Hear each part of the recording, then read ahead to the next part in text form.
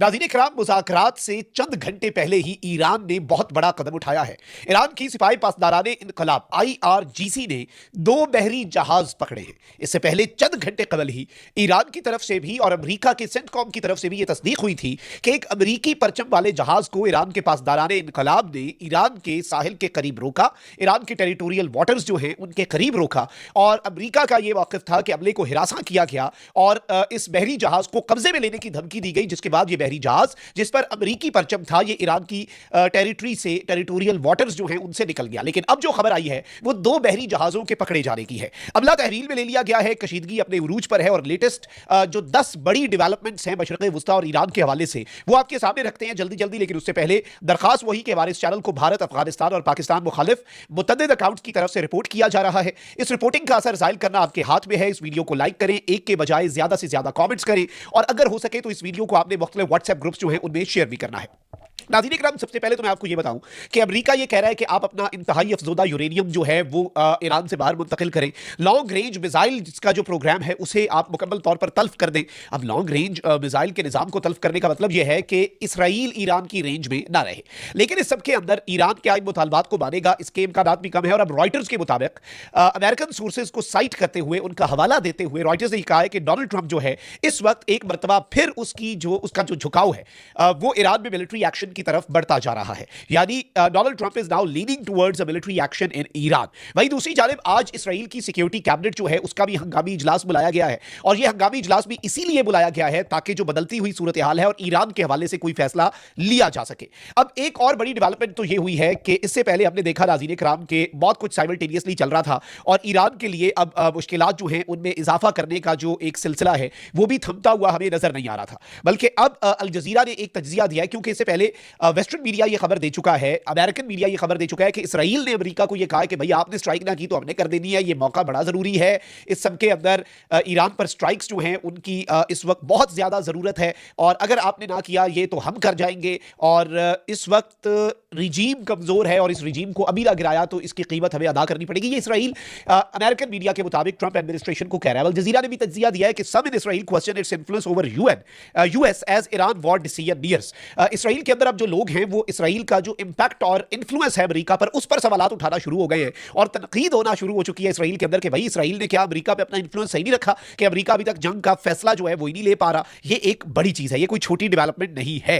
अच्छा, फिर इसके साथ ही साथ डोनाल्ड ट्रंप ने कुछ नई स्टेटमेंट्स जो है नाज़रीन इकराम वो भी जारी की है। अब इन स्टेटमेंट्स जो हैं उन्हें अगर हम एनालाइज करें, ट्रंप ने ईरानी मुजाहिरीन के बारे में ये कहा है कि हमने उनका साथ दिया। डोनाल्ड ट्रंप ने व्हाइट हाउस में मीडिया से गुफ्तगू की है और ये एक बड़ी स्टेटमेंट है कि हमने ईरानी मुजाहिरीन जो है उनका साथ दिया। वो मुल्क इस वक्त हमारी वजह से मुकम्मल अफरा तफरी का शिकार है। ये डोनाल्ड ट्रंप ने मुज़ाकरात से पहले स्टेटमेंट दे दी है कि आज ईरान में जो अफरा तफरी है उसका क्रेडिट हमें जाता है। अगर मैंने उनका जौहरी प्रोग्राम खत्म ना किया होता तो मशरिक़ वुस्ता में अमन मुमकिन ना होता। अच्छा, फिर इस सबके अंदर एक और डोनाल्ड ट्रंप ने धमकी दी है एक मरतबा फिर, जिसमें ट्रंप ने कहा कि ईरान अपने मुल्क में कहीं और नया न्यूक्लियर साइट कायम करने जा रहा था जिसका हमें पता चल गया।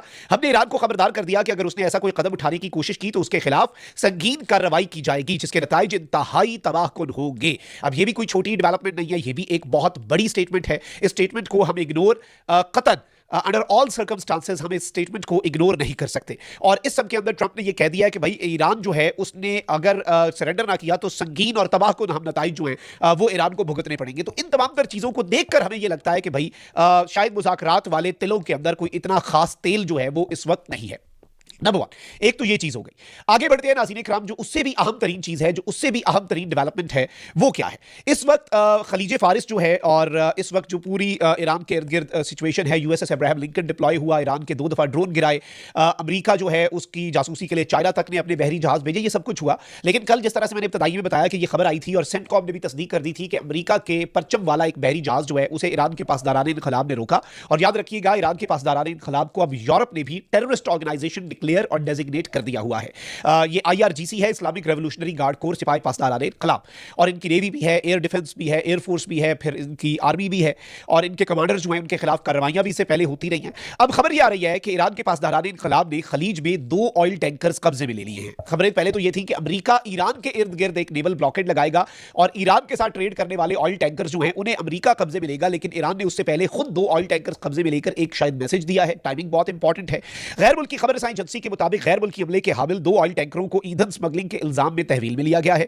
ताहाल ये वाज़ेह नहीं हो सका कि जब्त किए गए टैंकर जो हैं उन पर कौन से ममालिक के परचम लगे थे और अमले का ताल्लुक किन मुल्कों से था। ईरानी खबर एजेंसी के मुताबिक दोनों जहाजों से 10 लाख लीटर से जायद स्मगल शुदा ईंधन बरामद हुआ है और ये ईरान की अपनी खबर एजेंसी कह रही है कि 1 बिलियन लीटर्स जो स्मगल्ड ईंधन है वो बरामद किया गया, जबकि मजमूई तौर पर अमले के 15 गैर मुल्की अरकान को अदालती कार्रवाई के लिए हुकाम के हवाले भी कर दिया गया। यानी इन दोनों कश्तियों पर कुल मिलाकर 15 फॉरनर्स थे।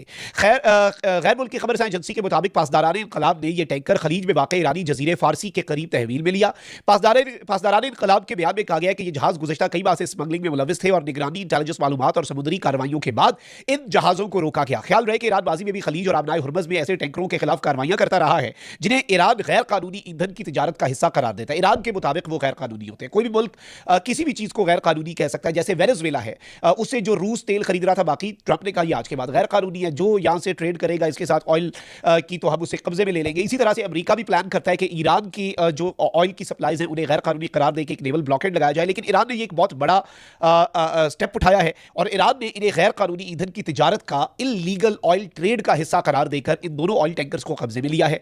खबर एजेंसी के मुताबिक ईरान में ईंधन की कीमतें दुनिया में कम तरीन शुमार होती हैं और जाहिर बात है ईरान से तेल जो है वो बरास्ता समुद्र स्मगल करना बड़ा मुनाफा बख्श कारोबार भी समझा जाता है। ये कोई छोटी डेवलपमेंट नहीं है, ये एक बहुत बड़ी डेवलपमेंट है। और इसमें सवाल ये है कि चंद घंटे पहले तो ये हमें पता चला कि अमेरिका के परचम वाला एक बहरी जहाज इन्होंने रोका, वो फिर वहां से निकल गया, जल्दी जल्दी उसे वार्न किया गया था कब्जे में ले लेंगे।